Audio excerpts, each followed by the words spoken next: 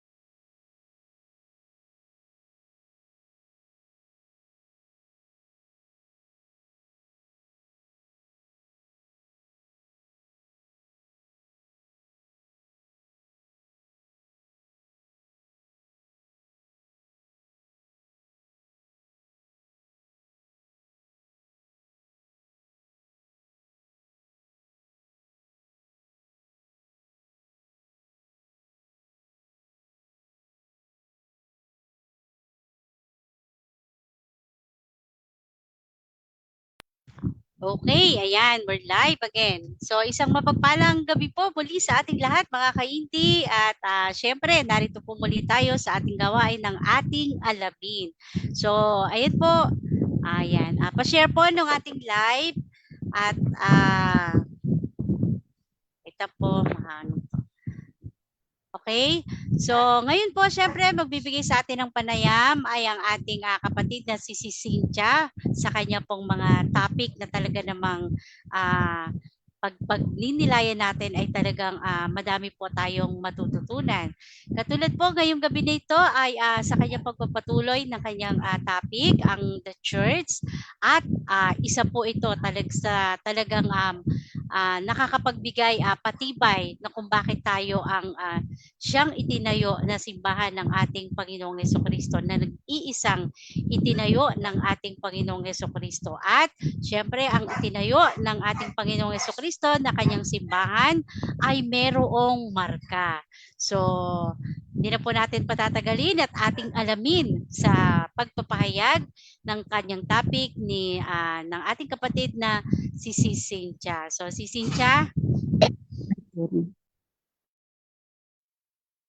Okay po, napakagandang gabi po sa ating lahat. Tutuloy po natin yung authority in the church saka marks of the church. Okay, sabi dito, Christ instituted only one church and that society was both formally and specifically a visible one. So sa Matthew 16:18, upon this rock I will build my church. Both this rock and my church are clearly singular in the Greek text. So John 10:10, I have other sheep that do not belong to this fold. This also I must lead, and they will hear my voice, and there will be one flock, one shepherd. And din sa John 17:20-21, naka-highlight din dito yung I pray not only for them, the apostles, but also for those who will believe in me through their word, so that they may all be one, as you, Father, are in me and I in you, that they also may be in us, that the world may believe that you sent. Matthew 16:18, so sabi dito, yun nga, I will build my church. Ito yung founding and authority ng ating simbahan, St. Peter and the 11. Sinabi din dito na whatever you bind on earth shall be bound in heaven, and whatever you loose on earth shall be loosed in heaven. Ganon din sa 11. Sinabi din whatever you bind on earth shall be bound in heaven, and whatever you loose on earth shall be loosed in heaven. And then ito po yung ating apostolic succession mula po kay St. Peter, unbroken succession po hanggang kay Pope Francis. And then from the 11 to an unbroken succession din po hanggang sa lahat ng mga bishops of the world. So ito po yung exercise of authority ng ating simbahan. So the divine revelation from God, oral tradition, the Bible, yung written tradition, tapos mga mananampalataya, basa, tapos sa atin, meron tayong magisterium, yung teaching authority natin, na siya ang tagapagturo.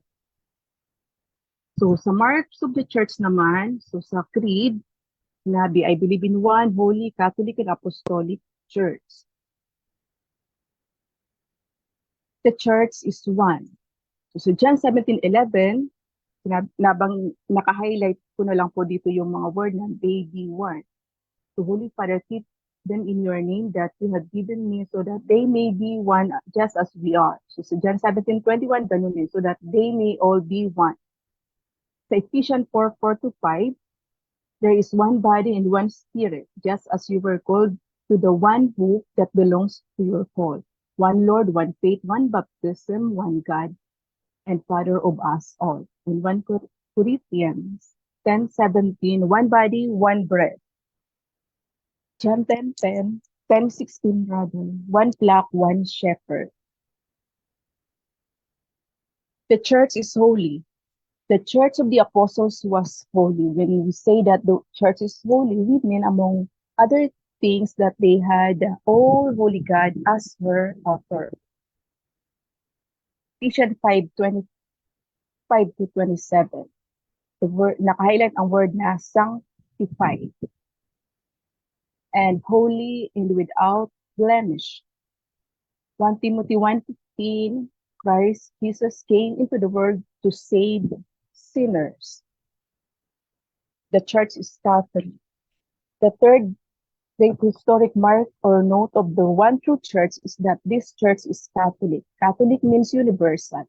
It refers as much to the fullness of her faith she possesses as to the undeniable extension in both time and space that has characterized her virtually from the beginning. But Mark 16:15, he said to go into the whole world and proclaim the gospel to every creature. Colossians 1:5-6, the word of the truth in the whole world is bearing fruit and growing. May mga karon.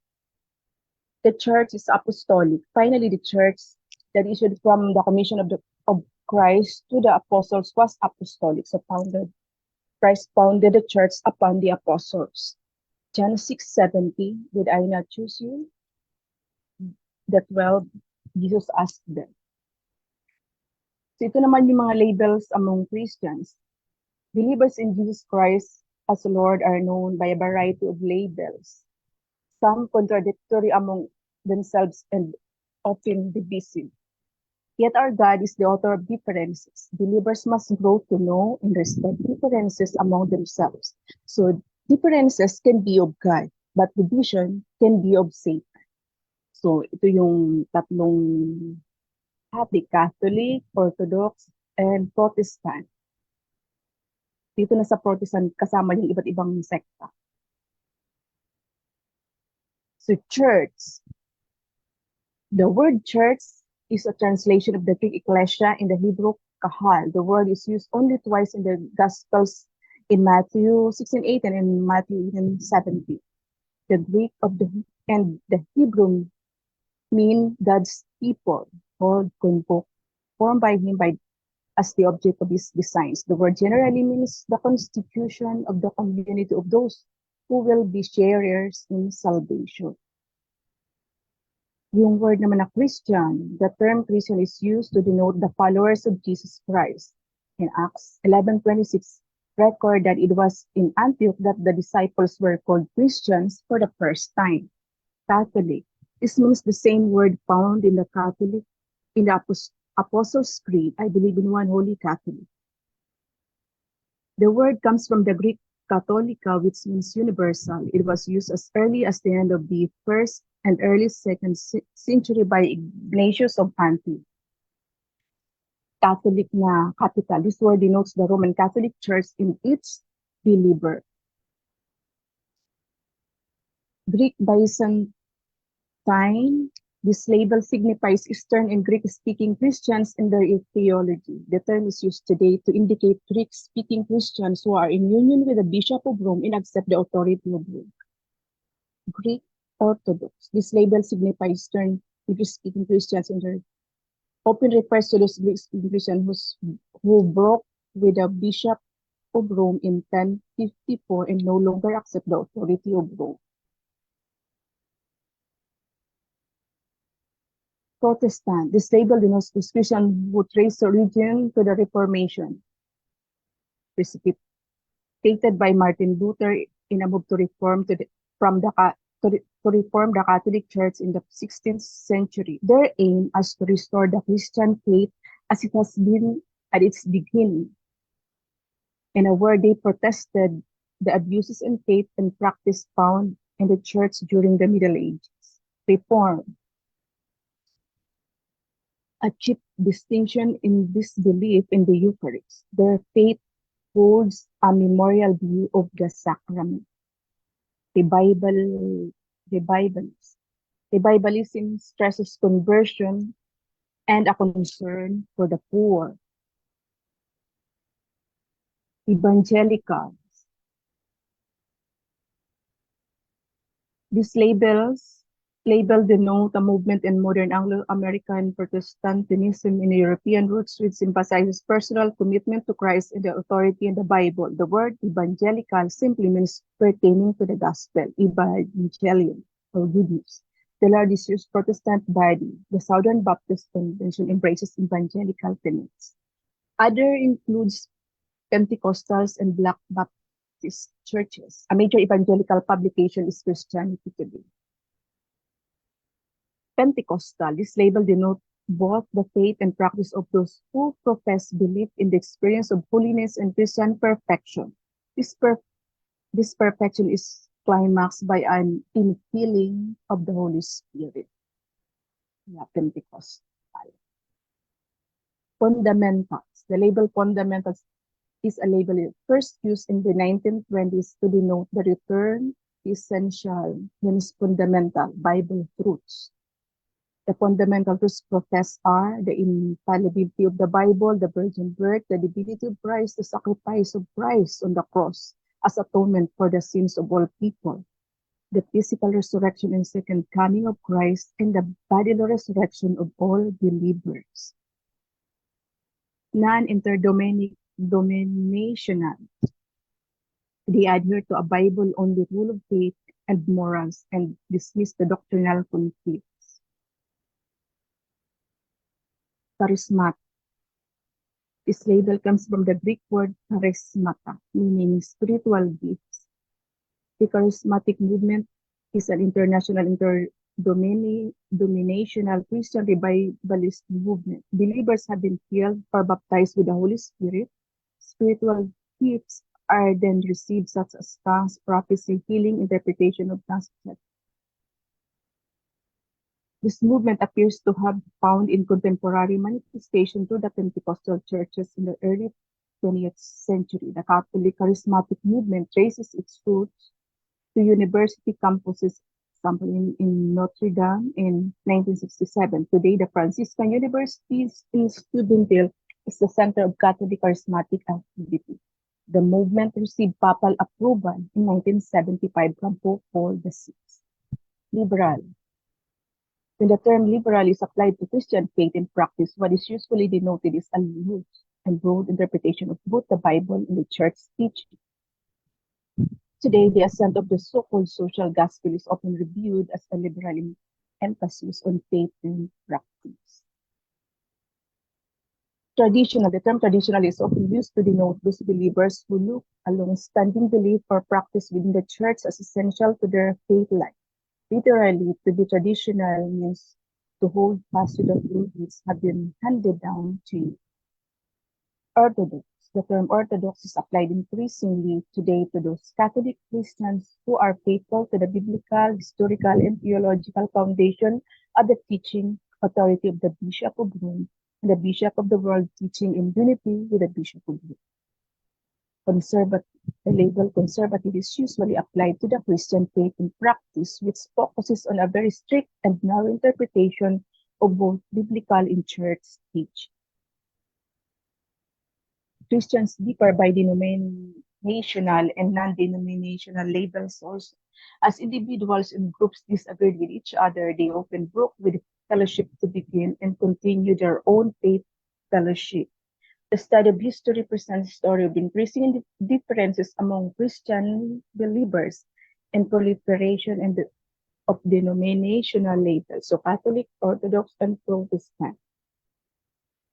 Church history timeline. The following chart show a timeline of some of the events which lead to the multiplicity of Christian denominations. The post-apostolic age charts are constructed to scale and so that each century takes the same amount of horizontal space. Note that there were long period of time during which the interpretation of the Bible and doctrine were discussed and resolved without division to different communities.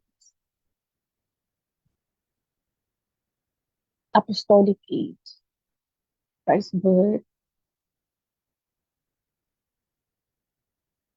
Council of Jerusalem, yan, wala pang post-apostolic age, yung mga Council of the Church, hindi ko nililisan. And then, in 1054, nagkaroon ng schism. The Great Schism in 1054 nangyari. At nandito pa rin yung mga different councils of the church. From 1300. Tapos dito na nagsimula sa 1517 na hanggang dito na nag-start ang nagkaroon ng iba't ibang Christian groups. Lutheran, Reformed, Anabaptist, Anglican, Presbyterian, Baptist, Methodist.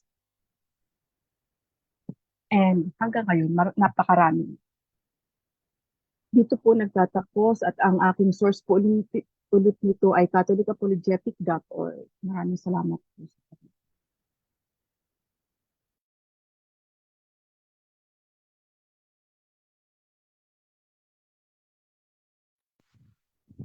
Okay, ayan.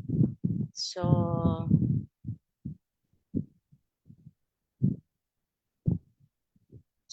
dyan po nagtatapos yung ating topic ng ating kapatid na si Cynthia. So, wait lang po .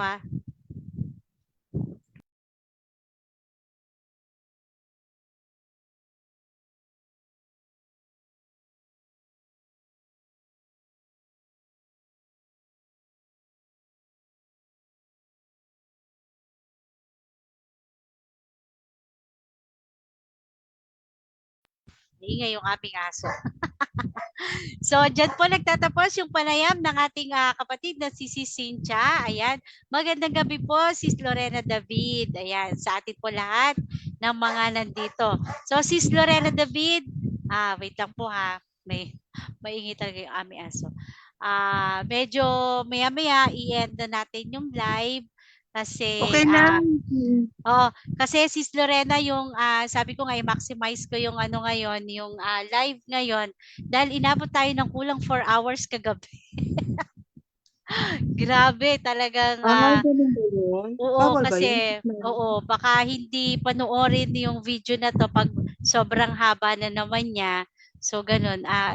Kasi mini-message kami ng YouTube na hangga't maaari parang medyo maiksi lang yung. Pero conforme sa kaya lang yung nag-view ini-skip na lang pag sobrang haba na. So as much as possible yung i-upload ko ngayon ay mas maiksi siya para patuloy siyang i-view kasi pag sobrang haba niya ayun i-skip kasi kagabi talagang almost less than 4 hours.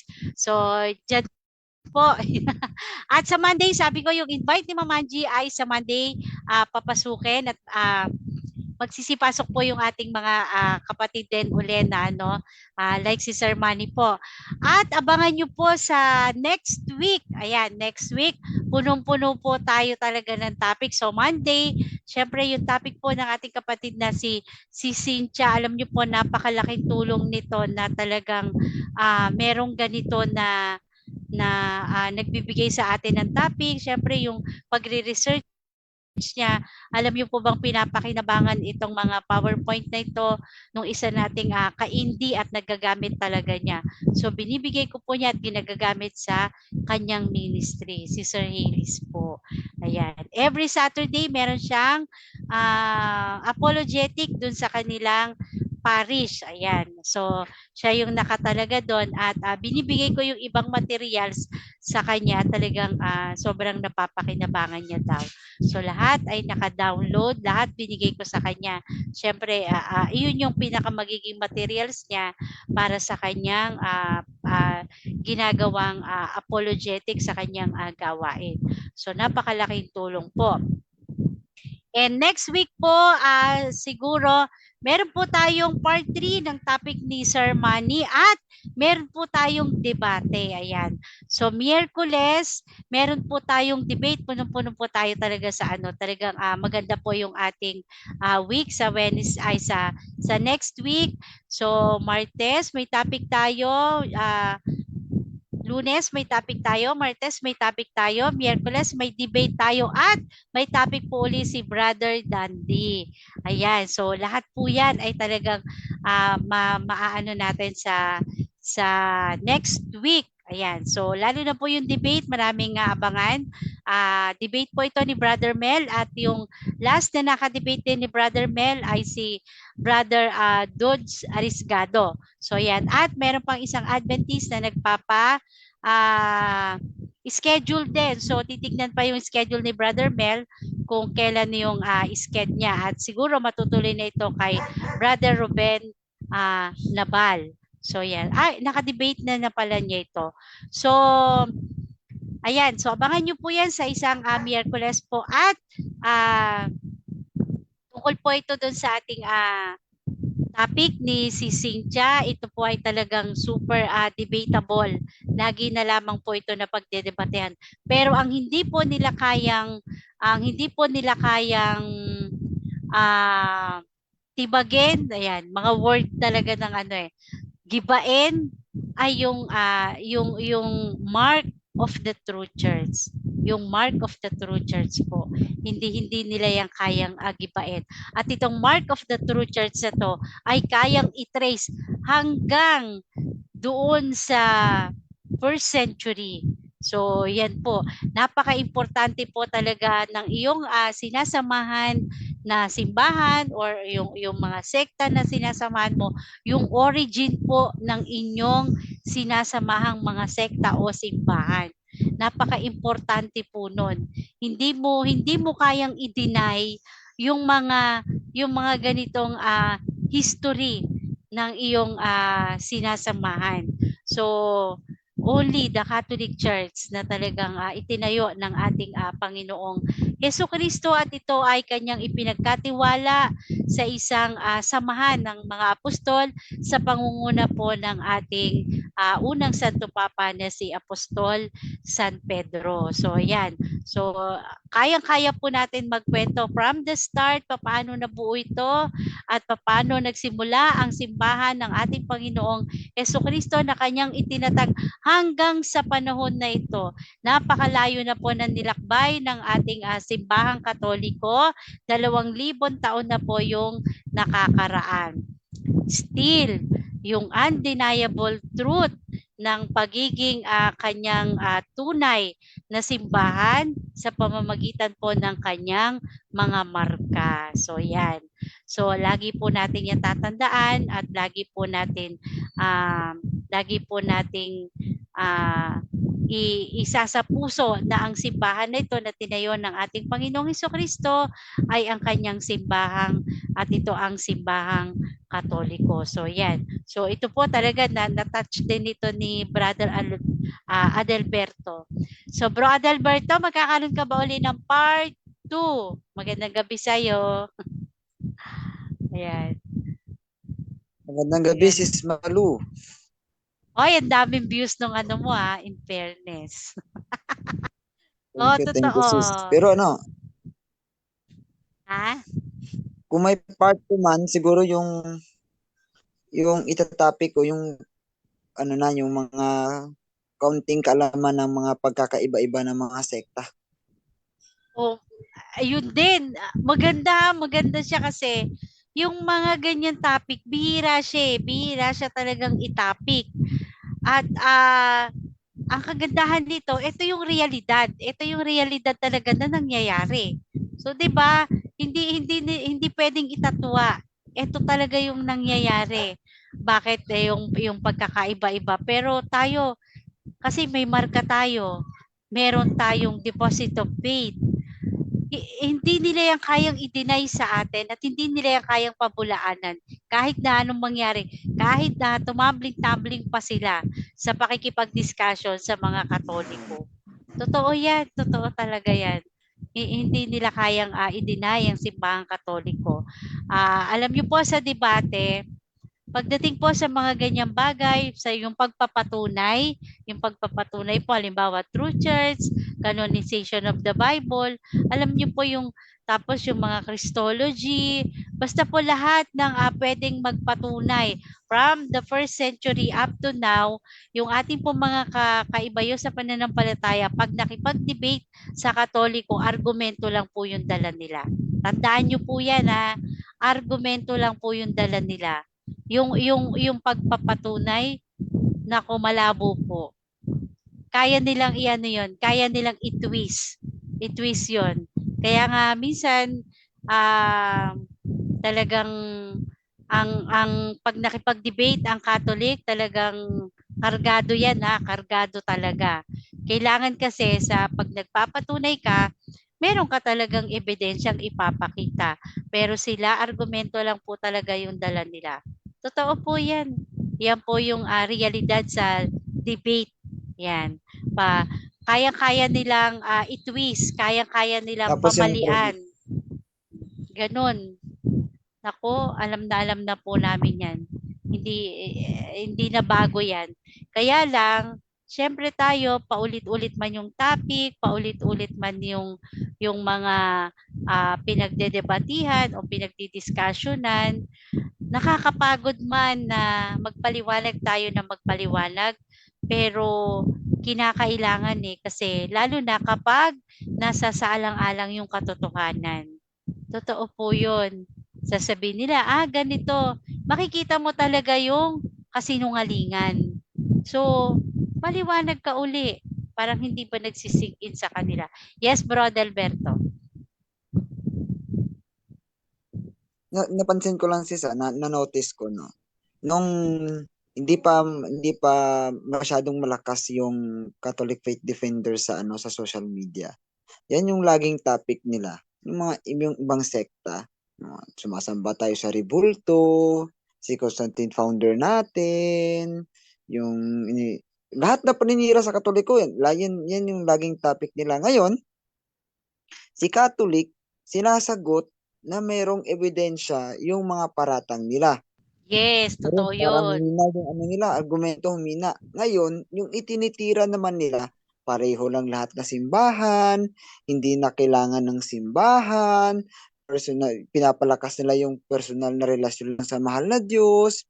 Yun na lang yung inulit-ulit nila na argumento. Ngayon, yan yung sinasagot na naman ng Catholic Faith Defenders. Ngayon, yung hinihintay ko, ano naman yung bagong tira nila sa Catholic Church? Yan yung hinihintay ko. Ano yung panibagong yung panira nila sa Catholic Church? Kasi kung mag-stick sila, ulit-ulit nila yung topic nila sumasamba, marami na eh. Marami ng Oh, debate, hindi. marami ng video yung Catholic na nagpapaliwanag ng ganyan. Ngayon, kung hindi nila kayang tanggapin yung paliwanag na yan, Ayun. nagpapahiwatig lang ito na sobrang hina talaga nila. Kasi tayo Oo. marunong tayo makinig sa kanila. Nakikinig Oo. tayo sa kanila, pinapakinggan natin sila. Yung problema sa kanila, makikinig sila, tagos sa kabila, pagtapos kung ano yung gusto nilang sabihin, yun ang dapat yung paniwalaan mo. Tama. Alam nyo, one time, yung kakaribulto, one time, hindi lang one time. Sa loob din ng sa loob din ng yun sa room ng DevCon. Dati pa naman yun. So, yun daw yung mga rebulto natin, ganun. Tinanong, hindi ko alam kung si Brother Noel yung nagtanong o ibang Catholic yung nagtanong. So, nandun kami lahat. Sabi niya, wala bang kwenta sa inyo yung mga krus na ganyan, yung may Kristo na nandun sa krus, sa ganyan. O kasi ano nga lang daw yan, bulto, ginagawa min Diyos-Diyosan. Sinabi namin, sa mga oras na ito, kung meron kang krus na mahahanap dyan, at nandun ang Panginoong Hesukristo na nakabayubay sa krus, kaya mo bang tapakan? Sinabi talaga namin, pakita mo sa amin, mag-open cam ka, kuha ka dyan ng ano, kung talagang walang halaga yan at yan ay isang Diyos-Diyosan. So, ibig sabihin, masama yan para sa inyo. Sa oras na ito, kaya mo bang tapakan yung isang imahe ng krus na meron nakabayubay na Kristo? Hindi niya kaya. Hindi pala niya kaya. So, ibig sabihin, paratang lang talaga nila yun. Pero on the spot, hindi pala nila kaya. Hindi daw kaya. Pero walang kwenta sa kanila yon. Kasi may ano, yun nga yung sinasabi natin eh. Paulit-ulit na lang yung ano na yon. So yung paulit-ulit na yon, yung lahat ng mga nag hanggang sa mga oras ito o yung mga dati pa na nagbibintang na ito, ribulto ganyan. Wala na. Buhay pa rin yung issue pero sila nandun na sa ilalim ng lupa. O sino pa yung susunod? Kamamatayan na naman ng mga bagong nagbibintang. 'Di ba? Kamamatayan na naman nila yung akusasyon na yun. Nandito pa rin yung Catholic, patuloy pa rin na sumasagot. 'Di ba? Ganun yun. Kapag ang katotohanan ay yan, hindi mo yan kayang pasubalian. Hindi mo yan kayang gibain, 'di ba? Kapag yung katotohanan, sa bato nga eh, sa bato tinayo. Nakakalungkot. Minsan nakakapagod na rin talaga yung magpaliwanag ka na kasi ang dami na ngayon mga apologists na nagpapaliwanag ng ating iba't ibang doktrina, pero still hinahanapan pa rin talaga nila ng butas. Ganito. Wala. Kahit na anong gawin, nadidibang pa rin yung kanilang mga akusasyon na yun. 'Di ba? So, yun po, maging mapanuri po tayo mga kapatid sa ating mga sasamahan. At saka meron pa ako isang isi-share. So, siguro hindi ko na lang siguro banggatin yung ano. Nakakalungkot dito sa amin. Merong isang eskwelahan na napakalaki pa namang eskwelahan na malaking eskwelahan.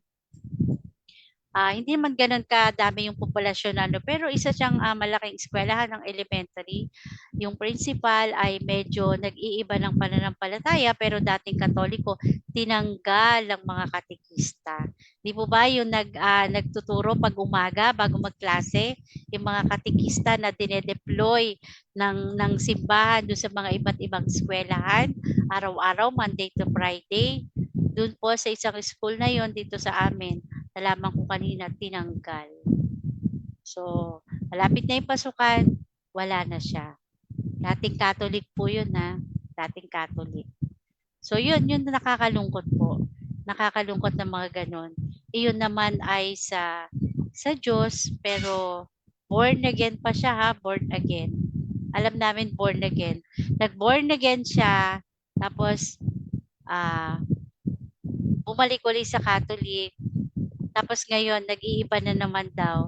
At sinabi nga na tatanggalin na yung ano. So sana dapat hindi dinadamay. 'Di ba? Paano yung mga Catholic doon na bata? Pero yun ang hindi kayang anuhin ng principal.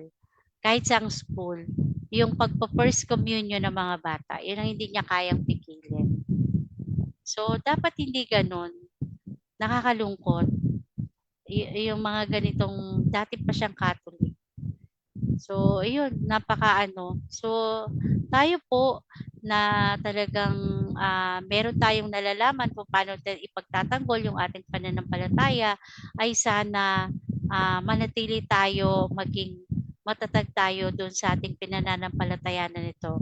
Kaya nga sinasabi nung isang pare, yung pare namin ngayon, doon sa moral theology na itinuro niya na kailangan meron kang alam sa iyong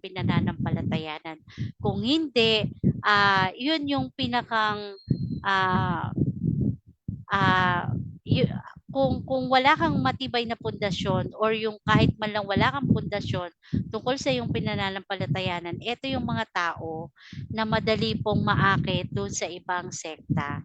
So psychological attack ang gagawin, then malilipat na kasi nga kulang yung pundasyon, kulang siya sa pag-aaral. So pagdating niya doon sa ibang sekta, sasabihin, hindi itinuro ganito. Hindi, obligasyon po natin na alamin natin kung ano yung pinananampalatayanan natin.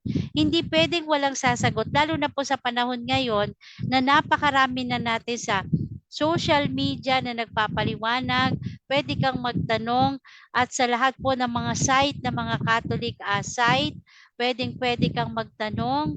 Ang dami na po nating pamamaraan ngayon para malaman natin kung ano man yung ating pinananampalatayanan.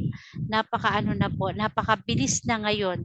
Unlike before na kailangan mong umattend ng mga formation, ng mga seminar, although meron pa rin po ngayon yun kaya lang napakaswerte natin kasi may mga online.